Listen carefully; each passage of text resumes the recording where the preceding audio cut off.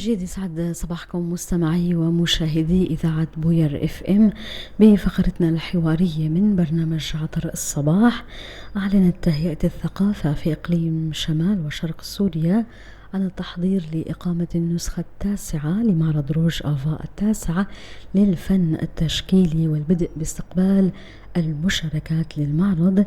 للمزيد حول هذا الموضوع معنا عبر الهاتف السيدة سرفراز شريف، الرئاسة المشتركة لهيئة الثقافة في شمال وشرق سوريا. يسعد صباحك.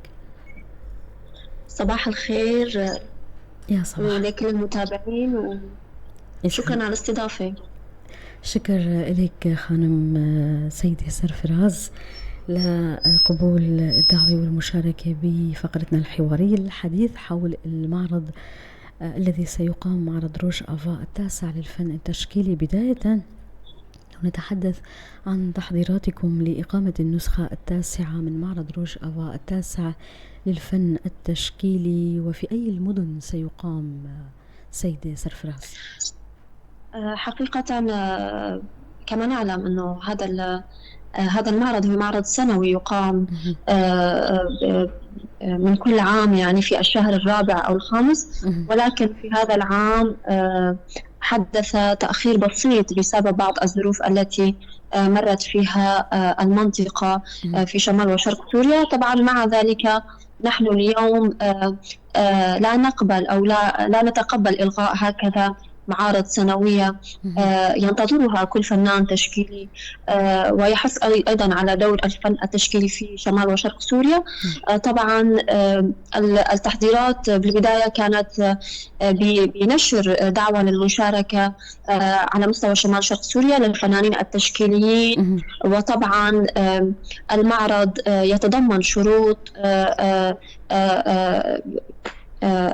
عملنا عليها كهيئة ثقافة في شمال وشرق سوريا، وأيضا ذلك بالطبع بمساعدة بعض من الفنانين التشكيليين الذي لهم تجربة وخبرة على مدى سنوات بهذا المعرض. نعم، في أي المدن سيقام المعرض سيدة سرفراز؟ طبعا كما نعلم أن كل عام يقام هذا المعرض في مدينة قامشلو، ولكن كان من المحبذ في هذا العام أن نعمل على تنقل هذا المعرض بين مناطق شمال وشرق سوريا لتسليط الضوء بشكل أكبر على الفن التشكيلي ودور الفن التشكيلي في رفع سوية الثقافة في شمال وشرق سوريا، وأيضا لإتاحة الفرصة أمام كل الفنانين التشكيليين للمشاركة بهذا المعرض، ليس فقط بلوحاتهم وأيضا بوجودهم ضمن معرض الفن التشكيلي. حقيقة لم يتم إلى الآن تحديد المنطقة التي سيقام فيها المعرض، ولكن على الأغلب سيكون في مدينة الرقة. نعم، تحدثتي أنه سيكون في مدن عدة، لربما بداية سيقام هذا المعرض في مدينة الرقة ثم سينتقل لمدن أخرى. متى المعرض سيقام سيدي سرفراز؟ طبعا كما نعلم اليوم نحن بصدد استقبال اللوحات الفنية من المشاركين بعد انتشار دعوة المشاركة. اليوم يقوم الفنانين بشمال وشرق سوريا بشكل كامل بتحضير لوحاتهم للمشاركة بالمعرض. طبعا هناك أيضا شروط للمشاركة. المدن التي سوف يكون فيها المعرض سينتقل كما تحدثنا يعني. وأيضا نحن الآن بصدد استقبال المشاركات، وموعد المعرض سيكون ما بين بعد انتهاء اللوحات وتقييمها من قبل لجنة فنانين مختصين ولهم تجربة كبيرة ومسيرة فنية طويلة في الفن التشكيلي. من المحتمل إقامة المعرض في نهاية الشهر الثامن، أي بعد 20 من الشهر الثامن. نعم. إذا الموعد لم يتم تحديده بشكل محدد لحين الانتهاء من استقبال المشاركات وتقييم اللوحات التي سيتم عرضها في المعرض. إلى متى سوف تستقبلون المشاركات سيدة سرفراز؟ كما قلت لي 20 من الشهر الثامن. طبعا بالبداية نحن حددنا، تم تحديد موعد استقبال اللوحات للتاسع من شهر آب، ولكن الفنانين كانوا بحاجة أيضا لبعض من الوقت لتجهيز لوحاتهم. كما نعلم اليوم أن اللوحة الفنية لا يتم العمل عليها فقط بيومين أو 3، بل بحاجة إلى أيام عدة للقيام الفنان بتجهيز لوحته. طبعا بعد المطالبات بتمديد استقبال اللوحات، تم تمديد استقبال اللوحات ل15 من شهر آب. بعد الاستقبال سيكون هناك مرحلة تقييم اللوحات، وأيضا جمع اللوحات الفنية التشكيلية من مناطق شمال وشرق سوريا ووضعها في المكان التي سيقام فيها المعرض. تحدثت عن تقييم اللوحات، ما هي أنواع اللوحات الفنية التي ستقبل في المعرض؟ وهل هناك عدد محدد من اللوحات الفنية التي ستقبل ضمن المعرض سيدة سرفراز؟ طبعا كما نعلم عملت هيئة الثقافة على وضع شروط للمشاركة. يعني اليوم اللوحات التي سيشارك فيها الفنان هي بالألوان الزيتية أو الأكريليك. طبعا هناك كمان استعمال الألوان الجواش. طبعا هناك قياسات محددة أو شروط محددة وضعت للمعرض كعدم نقل الموضوع اللوحة من لوحة فنية أخرى، أو أن لا تكون مشاركة في معرض آخر سابق. وأيضا هناك عدة من الشروط تم ذكرها في الدعوة التي تم نشرها من قبل هيئة الثقافة في شمال وشرق سوريا. طبعا أنواع اللوحات كما تحدثنا، هناك أنواع مختلفة من اللوحات، وعدد اللوحات التي سيتم المشاركة فيها نحن أكيد اليوم لا نقيد عدد اللوحات، بالعكس نحن اليوم بصدد يعني استقبال أكبر عدد من اللوحات الفنية التشكيلية ومشاركة ونتمنى مشاركة كبيرة من الفنانين التشكيليين، ليس فقط على مستوى شمال وشرق سوريا بل أيضا على مستوى سوريا بشكل كامل. كما نعلم هناك مشاركات من مدينة حلب، وأيضا هناك مشاركات ستكون من دمشق أيضا. وهذا ما سيميز المعرض في هذا العام. نتحدث قليلا أيضا عن الشروط التي تتعلق بفحوى ومحتوى اللوحة المشاركة سيدة سرفراز. طبعا كما نعلم هناك شروط عالمية يجب أن يتقيد فيها الفنان قبل المشاركة بالمعرض، كقياس اللوحة، كنوع العمل، كالألوان المستخدمة، كتاريخ تنفيذ اللوحة. مثلا هناك من بعض الشروط هي قياس العمل يجب أن لا يقل عن 80 سنتيمتر وأن لا يزيد عن 140 سنتيمتر، أن لا يكون مشارك بأي معرض سابقا، لا تقبل الأعمال المنفذة بالفحم وأقلام الرصاص، وأيضا لا تقبل أعمال الطباعة والنقل من أعمال فنية أخرى، وأيضا يجب أن تكون منفذة في العام الحديث من عام 2023 أو 2024. نعم. نتحدث عن الفحوى اللوحات خانم سيدة سرفراز، هل هناك مواضيع محددة أو لو تتحدثي لنا عن هذه النقطة؟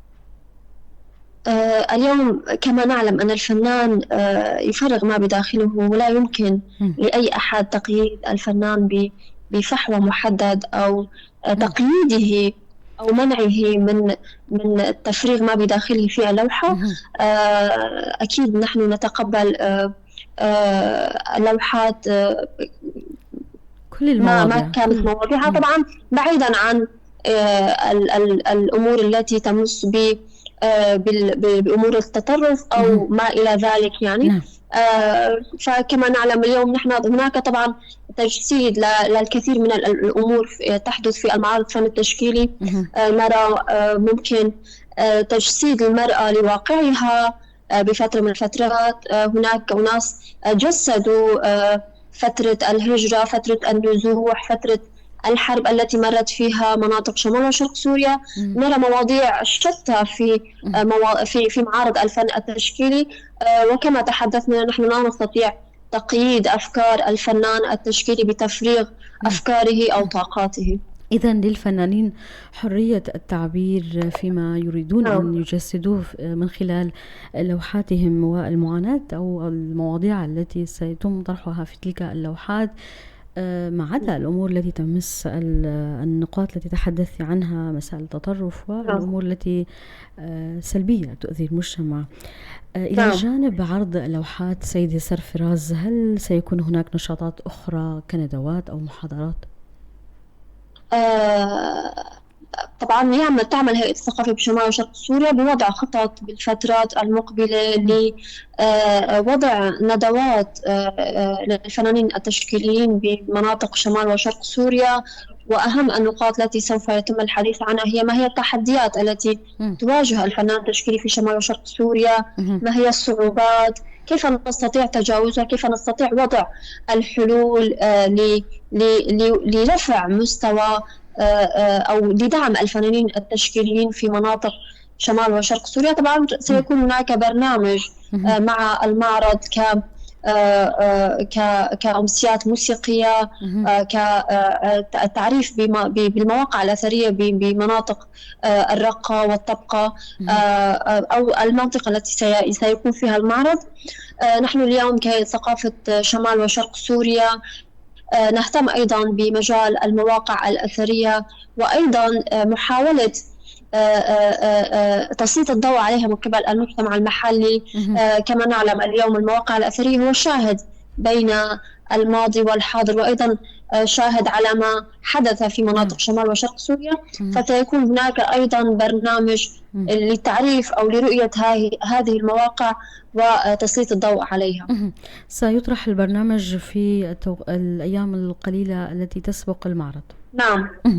بالنسبة للنسخة التاسعة سيدة سرفراز، أي معرضكم القادم، هل من إضافات جديدة للمعرض؟ ما الذي يميزه عن النسخ السابقة؟ طبعا سنعمل على تقديم كل ما هو جديد في كل عام. اليوم كان ما سيميز المعرض هذا العام هو مشاركة فنانين من قبل من فنانين سوريين من مناطق دمشق وحلب وطرطوس. نحن اليوم نحاول على تقرب أو دعنا نقول زيارة. يجب أن يكون هناك زيارات للفنانين التشكيليين. كما نعلم اليوم الثقافة هي دائما والفن التشكيلي تخترق كل الجدران والحواجز، تقريب المسافات بين الفنانين. في نعم تقريب المسافة. وأيضا هذا الملتقى سيكون ملتقى للفنانين التشكيليين بزيادة الخبرات للتعريف بالفنانين التشكيليين في المناطق الأخرى. نتمنى أن في هذا العام أن تكون التجربة ناجحة، وأيضا في الأعوام المقبلة تحاول هيئة الثقافة بشمال وشرق سوريا تقديم كل ما هو جديد لرفع سوية معرض الفن التشكيلي على مستوى شمال وشرق سوريا. ونتمنى ونعمل أيضا على جعله يوما ما هو معرض دولي ليس فقط خاص بسوريا أو بمناطق شمال وشرق سوريا. نعم. هل تحدثت عن لجنة تقييم الأعمال الفنية؟ تم اختيار اللجنة سيدة سرفراز، من هم عددهم والمعايير التي سيتم اتباعها في تقييم اللوحات؟ طبعا هناك لجنة تم اختيارها من مناطق شمال وشرق سوريا. نعم. من عدة مناطق وليس فقط من منطقة واحدة. طبعا اللجنة تضم فنانين وفنانات أيضا، يعني كما نعلم أن المرأة اليوم لها الدور الأساسي أيضا أو دور رئيسي في على كافة الأصعدة وليس فقط على مستوى الفن أو على مستوى الثقافة. فهناك لجنة تقييم. طبعا كما نعلم نحن لا نستطيع التصريح عن من هم أو من أي المناطق، ولكن عددهم هم 4 أشخاص تم اختيارهم من مختلف مناطق شمال وشرق سوريا وليس فقط من منطقة واحدة. تتم كما نعلم أن الفنانين الموجودين في اللجنة هم فنانين لهم مسيرة فنية مخضرمة في مجال الفن التشكيلي، هم من سيقوموا بوضع معايير لاختيار تلك اللوحات. إذن المعايير سيتم وضعها من قبل اللجنة، لم يتم تحديد المعايير، لم يتم الإعلان عن تلك المعايير التي سيتم اتباعها في التقييم. بخصوص جوائز المعرض سيدة سرفراز، هل ستكون رمزية أم مادية؟ وما هي عدد المراتب الفائزة في المعرض التي ستكون فائزة في المعرض؟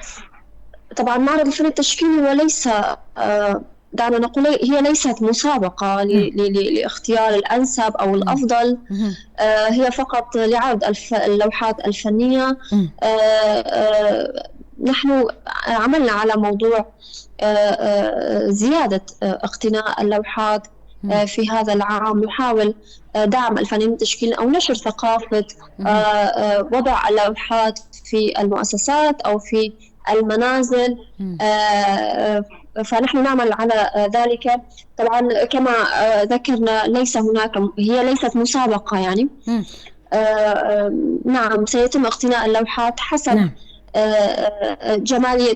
كما نعلم أن اللوحة أو كل رائي اليوم يقف أمام لوحة يرى من زاوية أخرى جمالية اللوحة أو النقاط التي يرى فيها جميلة، فسيتم اقتناء اللوحات على ذلك الأساس. نعم، نتحدث أيضا سيدة سرفراز عن واقع الفن التشكيلي في منطقتنا. تحدثت عن نقاط هامة منها أهمية هذه المعارض، تقريب وجهات النظر بين الفنانين التشكيليين، تقريب المساحة بين الفنانين من كل المناطق السورية. كيف تقيمين هذا الواقع، واقع الفن التشكيلي في المنطقة؟ طبعا كما نعلم أن مناطق شمال وشرق سوريا هي أو بعض المناطق من مناطق شمال وشرق سوريا هي مرت بمرحلة قمع الفن التشكيلي بشكل كامل. هناك الكثير من الفنانين اختاروا طريق الهجرة بسبب فترة قمع الفنانين التشكيليين. كان الفن التشكيلي هي من المحرمات اليوم رسم لوحة فيها ألوان أو رسم شخصيات. ف يعني مر الفن التشكيلي أو مرت الثقافة بشكل عام بفترة صعبة، بس ولكن مع ذلك نحن نرى اليوم الفنانين التشكيليين استطاعوا اجتياز هذه المرحلة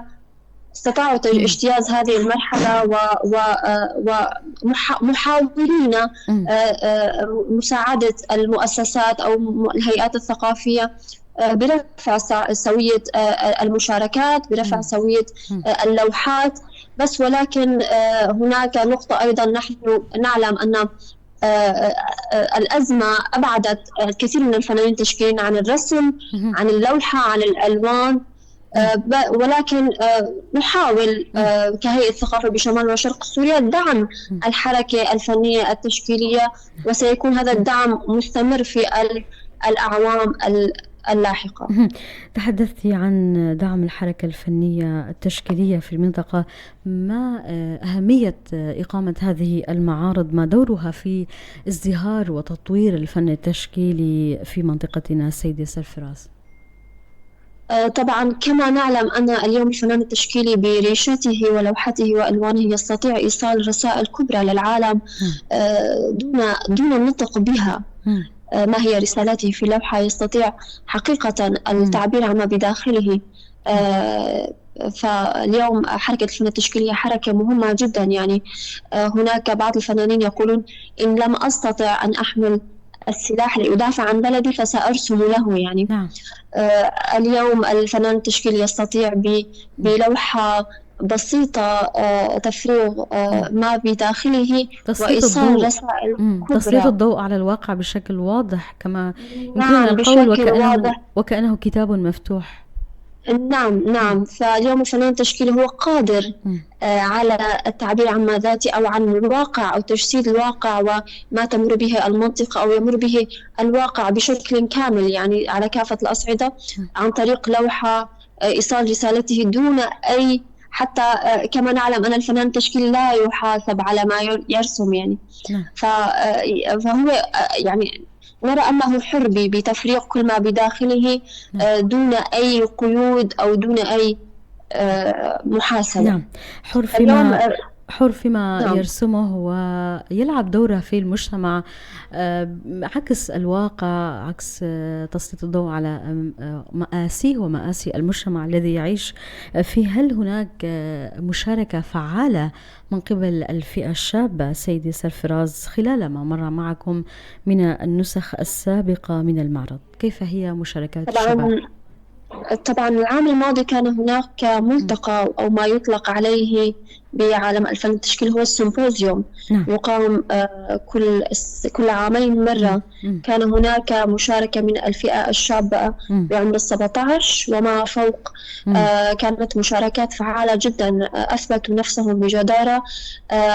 الجميل بالمعرض أو بالملتقى كان وجود الفئة الشابة الصغيرة مع فنانين كبار على مستوى شمال وشرق سوريا، وأيضا كان هناك فنانين على مستوى سوريا وأيضا على مستوى العالم وضعوا لوحاتهم أمام لوحات الفنانين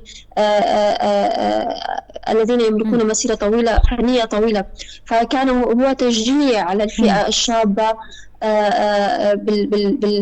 بالدخول على عالم الفن التشكيلي، وكان هناك دعم واضح لتلك المشاركات الشابة من الفنانين التشكيليين الكبار. نعم، وخصوصا الفئة الشابة سيدي سرفراز بهذه الظروف المواتية لتطوير مهاراتهم، المحاكاة والاحتكاك مع الواقع ومع الفنانين التشكيليين الكبار. كم يوم سيستمر المعرض سيدي سرفراز؟ طبعا المعرض سيستمر لمدة 3 أيام. نعم. نعم، كما ذكرنا أنه لم يتم تحديد الموعد، ولكن سيكون بعد 20 من شهر آب. نعم. ما هي خطواتكم ومشاريعكم المستقبلية لتطوير الفن التشكيلي؟ وهذا آخر سؤال لي، تفضلي. حقيقة اليوم أو في الأيام السابقة القليلة كان هناك دراسات لافتتاح أكاديمية للفن التشكيلي. نعم. كما نعلم أن الأزمة التي مرت على مستوى شمال وشرق سوريا أو على مستوى سوريا بشكل كامل منعت الشباب من إكمال دراساتهم أو الاهتمام بمواهبهم.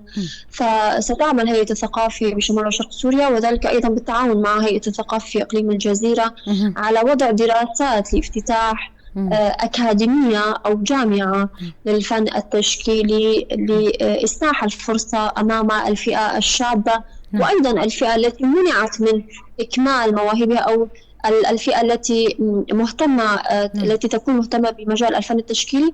هناك دراسات أولية توضع لافتتاح تلك الأكاديمية